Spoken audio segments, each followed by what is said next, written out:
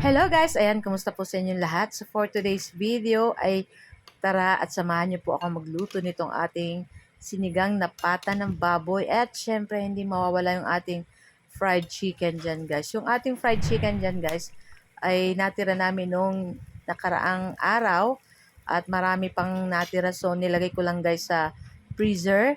At ayan na nga, at ininit lang natin yan dyan sa ating dapat i-deep fry man giraray natin yung ating chicken dyan para crispy pa rin. At syempre, masarap naman po talaga yung ating fried chicken. At perfect na partner dito sa ating sinabawang sinigang na pata ng baboy. Syempre, maraming gulay. At ayan na nga, itong ating kangkong dyan. Ayan, so hinimay-himay ko na yan dyan guys kasama nung tangkay at yung ating okra at yung ating eggplant. Syempre, hindi mawawala dyan guys yung ating kamatis at sibuyas. So, gumamit lang ako dyan ng 2 pirasong kamatis at 3 pirasong small na sibuyas. So, after nyan guys, habang pinapakuloan natin yung ating pata, ay ano na natin itong ating fried chicken. Ayan, so palalambutin lang natin itong ating pata ng baboy dyan. So, inano ko lang yan guys sa medium na apoy para madali po siyang maluto. Huwag sobrang lakas ng apoy, dapat katamtaman lang. Ayan. So, after nyan guys, at ayan na yung ating fried chicken at babalik rin na natin yan dyan guys. So, kahit leftover po yan guys, is malutong at napakasarap pa rin. Crispy pa din yan guys at masarap yung pagkatimpla ng ating fried chicken dyan. So yun na nga at okay na to guys. So ahunin na natin. Ayan. So mag-ready tayo ng paper towel at para yung excess oil niya is masipsip ng ating paper towel para syempre hindi natin makain yung sobrang oil. O, diba?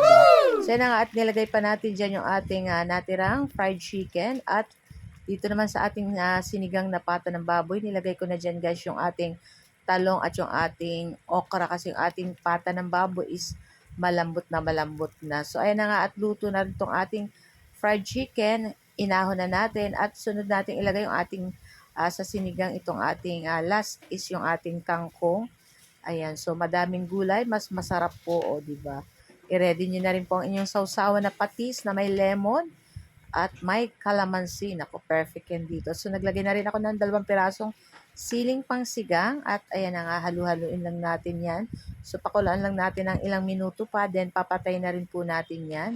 Kasi, yung ating pork naman dyan is malambot na. Syempre, yung ating gulay, huwag nating masyadong lutuin para yung nutrients niya is nandun pa rin. Syempre, ayan na nga at luto na. So, kumuha na tayo ng mangkok at i-transfer na natin dyan, guys. Ayan, nako. Kayo po ba, guys, ano po ang inyong dinner? Ayan. So, ngayon lang po ako nakapagluto ng hapon kasi may work po kaninang umaga si Ma'am Shi. Ayan, so ayan na nga at i-transfer na natin yan dyan, guys. At nako, excited na kaming kumain ng aming dinner. Nako, napakasarap ng aming ulam today at syempre Sunday ngayon. Syempre hindi mawawala dyan yung ating kanin. Yan ang ating laging bida sa ating mga Pinoy.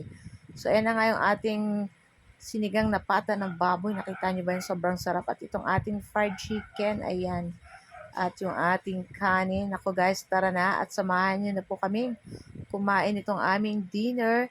Ayan, so guys, kung bago pa lang po kung bago pa lang po kayo sa aming page, huwag niyo po sana kalimutan mag-like at mag-follow. Ayan, para palagi po kayong updated sa aming mga bagong video na i-upload. So guys, ayan. At sa mga nagko-comment po pala at nagre-react sa aking mga video, lalong-lalo na sa mga nag-share, ayan, maraming salamat po sa inyong lahat. And shout out sa ating mga new followers, ayan, maraming salamat po sa pagsuporta po sa Ma'am Shi and Trisan. So guys, ito lang po ang aming video today at sana po ay nag-enjoy kayo. Kaya huwag niyo po sana kalimutan i-share yung ating video. Ayan. So tara na guys at kainan na. So kumuha na rin po kayo ng inyong plate at sabayan niyo na rin po kaming kumain itong ating napakasarap na ulam ngayong dinner. So ayan na nga. Talagang pag kumain ka na maraming gulay, mas masarap po yan kasi syempre kailangan natin kumain lagi ng mga gulay. Ayan.